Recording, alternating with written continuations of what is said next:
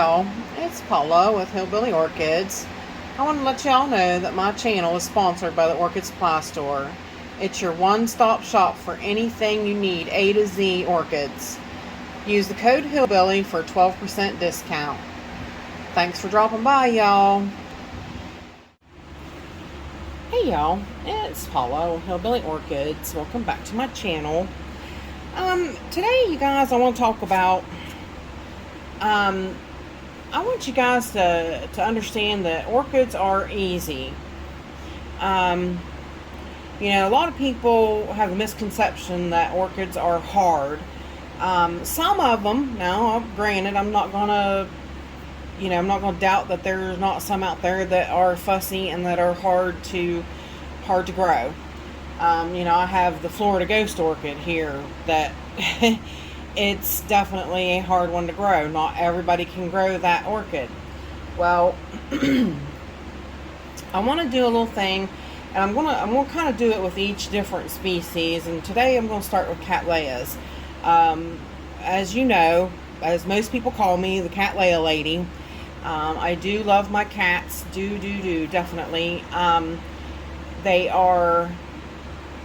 You know, I almost thought in the beginning, I'm like, you know, oh man, you know, when I looked at them, I was like, I'll probably never be able to grow anything like that. No way. That's just too intricate, too tough for me, you know.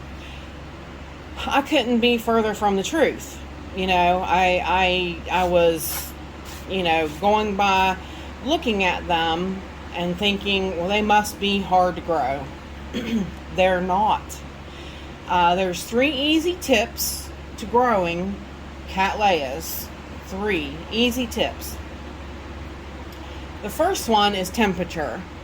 I'm going to go with temperature first because if you don't have really warm environment, then Cattleyas might not be right for you.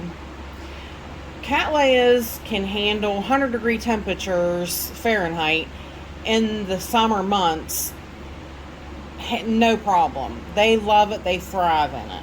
Okay. So, you know, warm, humid conditions is where these guys shine. So if you can't keep them warm, then they might not be something for you to be able to grow very easy. But some people really like them. So what they do is they adapt their grow space and they add a heater. So that heat then makes them capable of growing these Cattleyas. Now, in the wintertime, you can drop the temperatures. Like I said, I've been telling you, I have been dropping mine down to 65. On the nights that it will go down to 65. On nights that were warmer, I can't drop it less than that. So it just kind of goes and does what it does. But even inside, even growing indoors, these plants can feel the temperature changes and the environment changes of outside, even though they're indoors. I can't explain it. Don't know how they know it, but they do. So temperature is a big one. Now the second big one is light. Cattleyas have to have light to bloom. If your Cattleya has not bloomed, then it is not getting enough light. Period.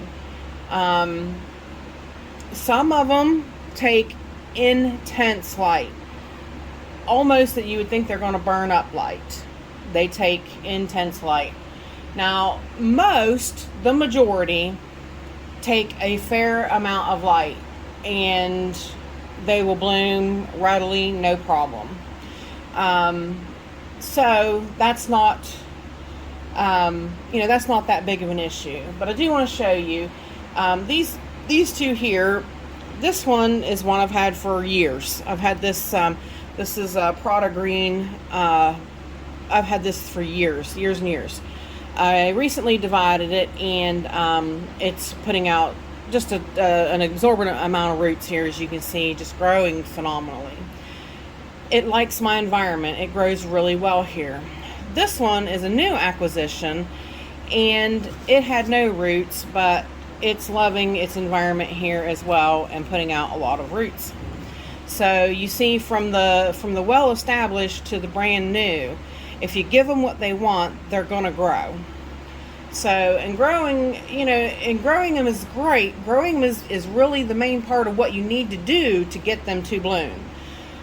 And I know a lot of people's like, oh, it's all about the blooms. It's all about the blooms. Well, it kind of is. You want to see the blooms, obviously, or you wouldn't buy the plant. So, like I said, these guys, and I'll take you across the room and I'll show you. These guys sit pretty well right under my grow light, my LED light. So they get a really good amount of light. Now I have one Cattleya that requires really intense light, and I haven't gotten it to bloom yet, but I haven't had it that long. It was I recently purchased it from Stephen Van Camp and Lewis, and he told me, he was like, oh, you need to really put that thing under some light. So I did, and you can tell, I'll show you as well, that you can tell it's got really great light. But light is a big factor with these guys. If they've not bloomed, then chances are you need to boost them up to the light some more, or you need a more intense LED light on them, or you can put them in the sunshine. These guys, you don't have to have an elegant setup room to grow these guys. They will grow on a windowsill in morning sun. Put them in morning sun when the sun goes away around 10, 11, because the hotter part is in noon and on. They'll grow and they'll bloom. That will be enough light for them to bloom. So you don't have to have an intricate setup. You can just set them on a windowsill and in morning sun, and they'll do fine. That's the only thing about it, though, is with that type of setup of setting them in a windowsill is you just can't have that many. You can't have, like me, I've got a big grow room now because windowsills just weren't enough for me. I wanted more. And more. So I want to take you across the room, though, and show you. This one's got a I thought it was a piece of scale, but it's a fleck of some of dirt or something. See, like right there's some too. It's like dirt that yeah, I was afraid it was scale for a minute, but anyways, it wasn't. So let's go across the room and I'll show you where they sit, and I'll show you how they set in accordance with the light. And you can see they're pretty close to the light. Okay, we're back. Now right here is where the Cattleya azure skies sets. Now let's move Jumbo Grace back. This is all her right here. Okay. Now, I want you to see just how close she comes to the light.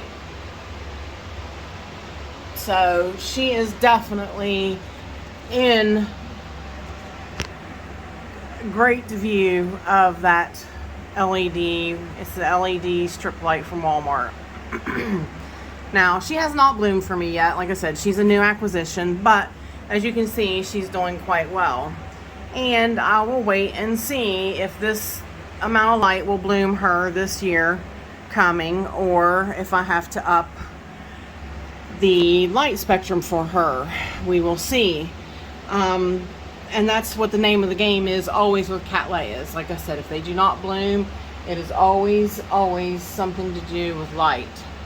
Now over here, the Cattleya I told you about, that has to have a exuberant amount of light, is this one here. And you can see how the canes are yellow on this plant instead of green.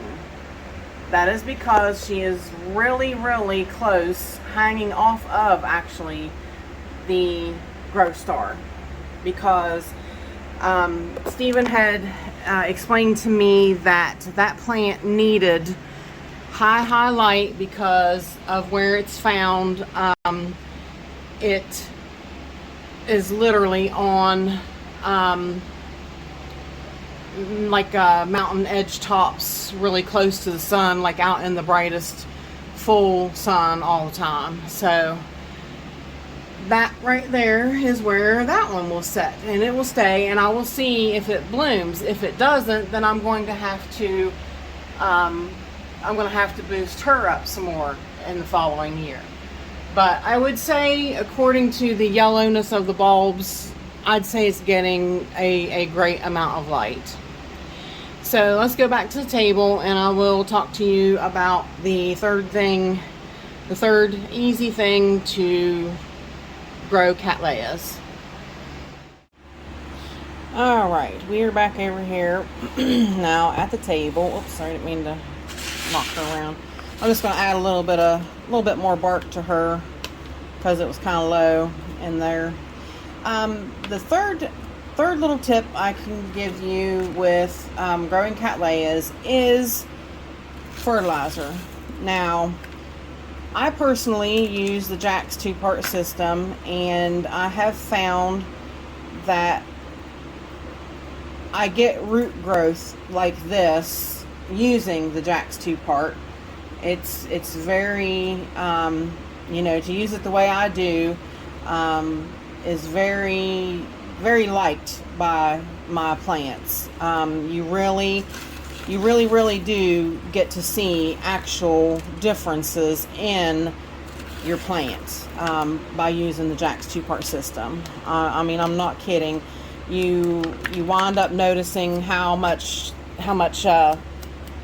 thicker these leaves get, which helps, in situations with like bugs and things like that. But fertilizer is important. You have to feed them enough to also get blooms. Now, some people say, oh, you don't, you can hardly feed them and they'll still bloom. But those are kind of more or less stress blooms, and that's like a whole different type of bloom, which you don't really want. You do not want stress blooms. You want, you want them to be healthy and bloom all the time for you. A stress bloom is just the plant trying to survive because it fears it's going to die. So you don't want stress blooms. Now, I fertilize differently with mine in the summer and in the winter. I change my fertilizer up.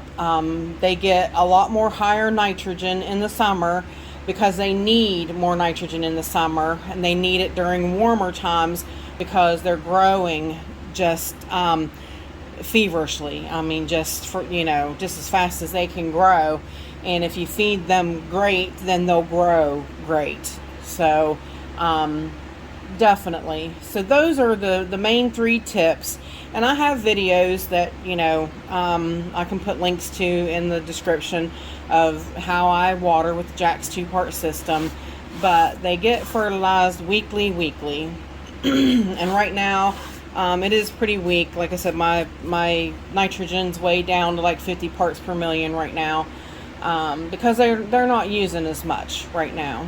So, but that is my 3 tips, you guys. The 3 easy tips to growing Cattleyas is temperature, light, water, fertilizer.